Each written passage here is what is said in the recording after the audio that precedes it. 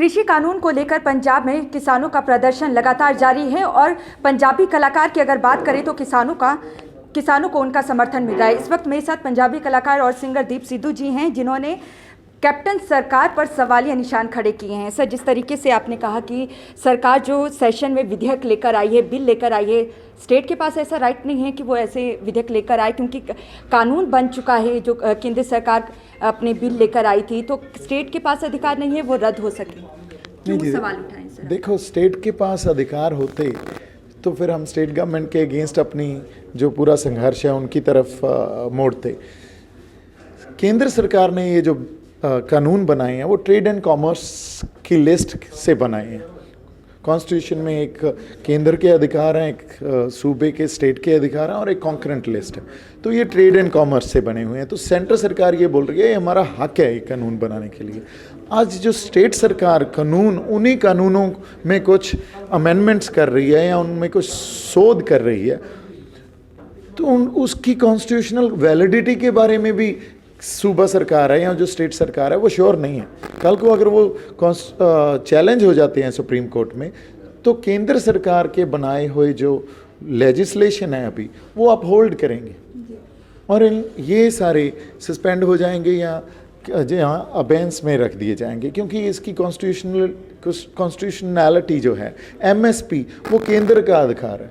केंद्र के पास वो अधिकार है, वो एमएसपी क्या निर्धारित करती है और क्या किसानों को देती है। तो अगर स्टेट गवर्नमेंट बोल रही है अभी आप एमएसपी अगर उससे कोई कम खरीदेगा तो हम 3 साल की सज़ा देंगे, कल को केंद्र सरकार ये बोले हमने तो एमएसपी की गारंटी ही नहीं दी है और हम एमएसपी पे खरीद ही नहीं सकते हैं, मेरे पास फंड्स ही नहीं है, तो इररेलेवेंट हो गई ना बात। सर, क्या लगता है कि कैप्टन सरकार ने भी कहीं ना कहीं किसानों को गुमराह किया है और सियासत अपनी चमकाई है? देखो, कैप्टन सरकार ने एक सेफ पैसेज अपना अख्तियार कर लिया है, एक अडॉप्ट कर लिया है, क्योंकि वो किसानों के संघर्ष के सामने वो तो अपनी एक पॉलिटिकल पोजीशन खड़ी करना चाहते हैं या कायम रखना चाहते हैं, है ना। और किसानों का संघर्ष और लोगों का संघर्ष इतना ज़्यादा इस टाइम प्रभावशाली है या इम्पैक्टफुल है, तो कि जो स्टेट सरकार है उनको पता है भी हमें एक सेफ पैसेज इसमें अडॉप्ट क्या करना चाहिए, और उसको मद्देनज़र रखते हुए इन्होंने ये 3 बिल इंट्रोड्यूस कर दिए।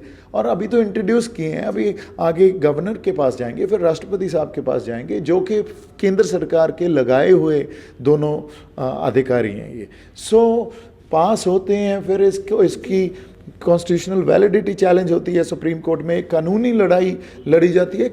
और कानून हमें पता है कि 5 साल 10 साल या कितना लंबा संघर्ष रहेगा, ये हमें पता है कानूनी लड़ाई में निकलता क्या है। सर, आपने सवाल उठाया कि ये जो मुद्दा है पंजाब में नहीं उठा पाएंगे किसान, इसको अगर अच्छे तरीके से उठाना है तो केंद्र में जाके उठाना होगा। क्या लगता है कौन सी पार्टी ऐसी है जो उठा सकती है? क्योंकि किसानों के प्रदर्शन के साथ आप भले ही जुड़े हो, लेकिन आप पर भी आरोप लगा है कि आप पार्टी से जुड़े हुए थे। नहीं, मैं वो आरोप तो अलग से बात कर लेंगे। मैं पार्टी से जुड़ा हुआ था, मैं तो एक अपने जैसे फ्रेंड की इलेक्शन में गया तो वो पार्टी से जुड़ने वाली या मेरे पास कोई ओहदा थोड़ी था पार्टी का, है ना। और वो 20 दिन की बात थी सिर्फ।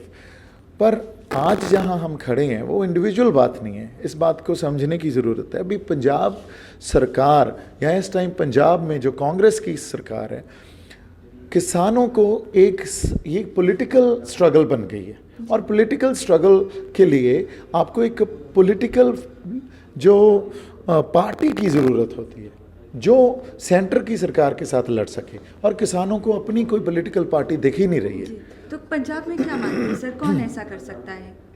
किस पार्टी को? आइडली तो पंजाब की कोई भी पार्टी को साथ में मोर्चे में और उनके किसानों के साथ अपनी शमूलियत देनी चाहिए थी, पर किसी ने नहीं दी, और सब अपनी अपनी वोट की राजनीति कर रहे हैं, अपनी अपनी अलग रैलीज निकाल रहे हैं। आप देख सकते हैं यहाँ पंजाब सरकार को आज इनके साथ स्ट्रगल जो पॉलिटिक्स है वो करनी चाहिए थी, उन्होंने नहीं की।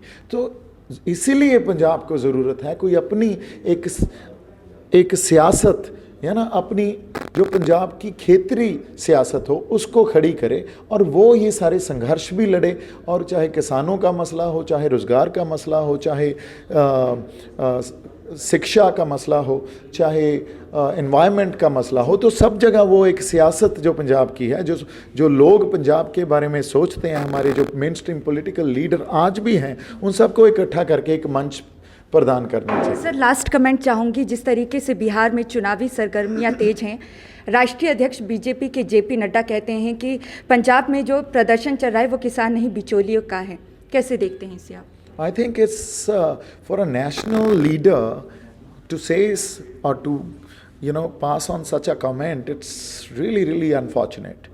क्योंकि आप इतनी गैर जिम्मेदाराना स्टेटमेंट देंगे और उन्हीं किसानों लीडर उनके आगुओं को आप पहले चिट्ठियां भेज के बुलवाते हो और जब बात नहीं बनती है तो आप उनको ये बोलते हो भी वो मिडल मैन है। पर मिडल मैन तो बीजेपी बनी हुई है, उन सब कंपनीज की या कॉरपोरेट अदारों की मिडल मैन बनी हुई है जिनके लिए ये सारा नया कानून बनाए गए हैं। सो मिडल मैन को दूसरा भी मिडल मैन ही दिखता है। सो मैं इसको बड़ा गैर जिम्मेदाराना मानता हूँ और I feel that he should apologize for giving such a statement, because जो किसान लीडर हैं और किसान आगू हैं वो इतने ज़्यादा सत्कारयोग हैं या इतने ज़्यादा रिस्पेक्टफुल हैं, उनको विचोले या उनको मिडल मैन कहना ये उनकी तौहीन है। सो मेरे ख्याल में national president of BJP should apologize for that. धन्यवाद सर। ये थे दीप सिद्धू, पंजाबी कलाकार, जिनका कहना है कि पंजाब सरकार जो विधेयक लेकर आई है, केंद्र सरकार के कानूनों को संशोधन करके कहीं ना कहीं कैप्टन सरकार अपनी राजनीति चमका रही है। साथ ही इन्होंने कहा है कि बिहार चुनाव में बीजेपी के राष्ट्रीय अध्यक्ष जेपी नड्डा ने जिस तरीके से किसानों को बिचौलिया कहा, उसके लिए किसानों से जेपी नड्डा को माफ़ी मांगनी चाहिए।